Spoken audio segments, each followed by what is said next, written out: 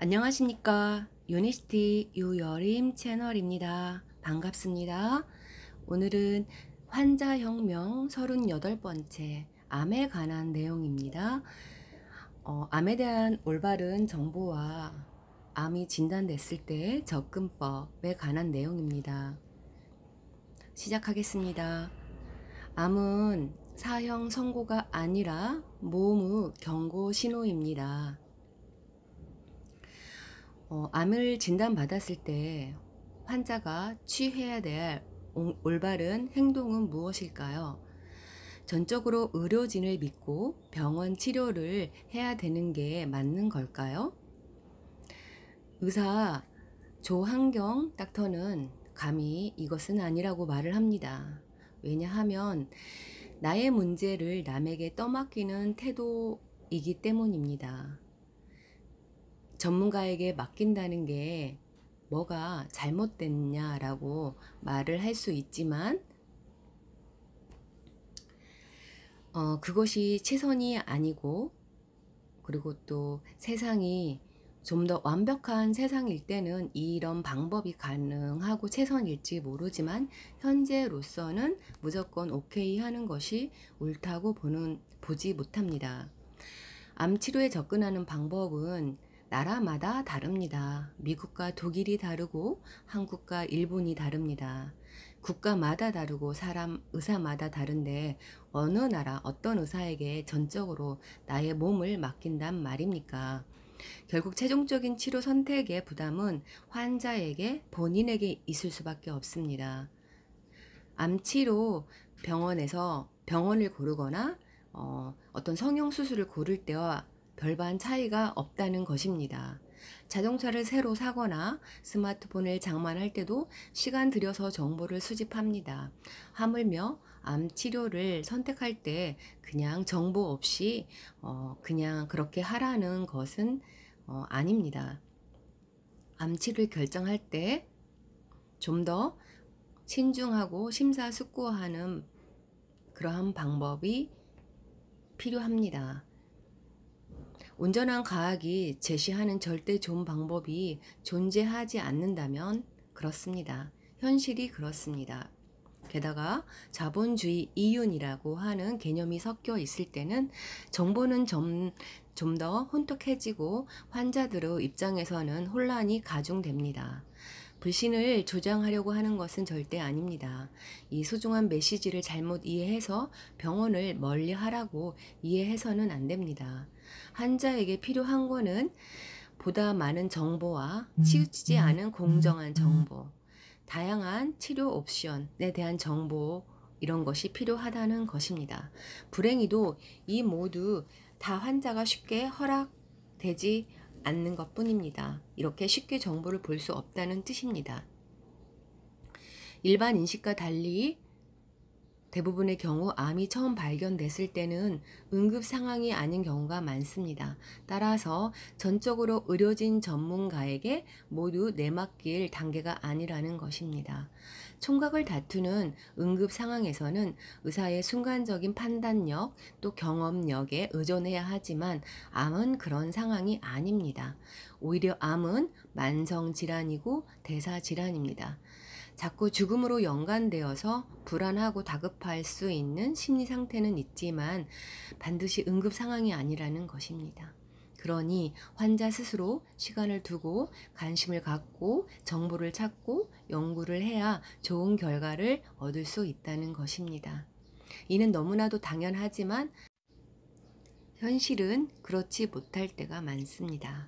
환자가 충분한 정보를 접했다는 가정 아래 본인의 치료에 대해 지적인 결정을 내리는 것은 지극히 당연한 일입니다. 그것이 병원의 표준 치료이든 한방 치료, 대체의학, 민간요법이 되었건 상관없이 말입니다.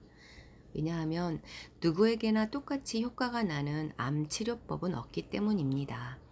개인의 체질이 다르고 개인이 처한 환경이 다르며 같은 암이라 해도 암마다 성질이 다르기 때문입니다. 모든 3기 간암이라고 판정을 받아도 암이 똑같이 진행되지 않습니다. 10개의 암이 있다면 10개의 암 모두가 제각각입니다. 하지만 병원에서는 병원 치료는 획일화되어 있고 표준 치료라고 해서 같은 치료법 세 가지로 합니다. 현대의학이 규정한 암 표준 치료법은 수술, 항암, 방사선요법 세 가지일 뿐입니다. 그 외의 치료법은 병원에서 다루지 않고 암 전문의들 또한 훈련받지 않습니다. 환자들이 이 세 가지 방법 외의 다른 암 치료법을 시도하는 경우 담당 의사는 이렇게 말합니다. 검증되지 않았습니다. 라고. 그래서 저지당합니다. 그렇다면 환자에게 허락된 표준 암 치료법은 어떤 검증을 받았을까요? 그 효과는 어느 정도일까요? 미국 질병통제센터에 따르면 2016년 미국에서 새로운 암 진단 케이스가 168만 5천 건이 넘어갔다고 예측하고 있습니다. 같은 기간에 60만 명의 암으로 사망했습니다. 좀 더 피부에 와닿게 환산을 해보면 하루에 4,620명이 암에 걸리고 1,644명이 암으로 사망한다는 것입니다. 대략 하루에 암 걸린 그 환자 수의 3분의 1이 하루에 사망한다는 통계입니다. 비교하자면 다시 9.11 테러 당시 무역센터 빌딩에서 2,996명이 희생당했습니다. 암으로 하루에 1,640명씩 죽어가고 있습니다. 하지만 정작 개선되는 것은 없습니다. 마치 어쩔 수 없어, 불가항력적이야 라고 여기는 것처럼 그렇게 현실은 그렇습니다. 미국 암학회는 그러면 안 됩니다. 올바른 정보를 주고 환경오염과 먹거리 규제로 암 환자 수를 최대한 줄이는 거에 의미를 가질 필요가 있는데 그렇지 않다는 것입니다. 아무도 관심이 없습니다. 안가의 전쟁에서 실패한 병원에 계속 돈을 갖다 바치고 있을 뿐입니다. 모노폴리의 문제점입니다. 모노폴리란 부루마블처럼 주사위를 던져서 주사위 수만큼 이동한 후에 땅을 사거나 팔고 그 땅에 건물을 짓는 보드게임입니다. 암치료 비용이 얼마길래 돈을 갖다 바친다고 할까요? 의료비가 높기로 악명 높은 미국은 다른 치료에 비해서 유난히 비싼 암치료법입니다. 종류에 따라서 다르겠지만 한 달에 항암제 비용은 보통 1만 달러, 우리나라로 환산하면 1,100만 원이 넘고 2만 달러를 넘기는 항암제들도 흔합니다. 그 이유는 무엇일까요? 약값만이 그 정도입니다. 원가가 비싸서인가요? 연구개발 비용 때문만이 아닙니다. 의약품 연구 개발 비용이 천문학적인 비용이 들어가는 건 맞습니다. 1970년대 개발되어 이미 연구 개발에 투자한 비용을 뽑고도 남은 항암제들조차도 약값이 떨어지질 않습니다.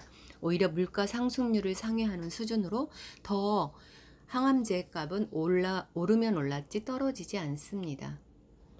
약값이 비싼 이유는 오로지 암이기 때문입니다. 암이 이중한 병이고 환자들이 치료를 거부하지 않고 매달리기 때문입니다.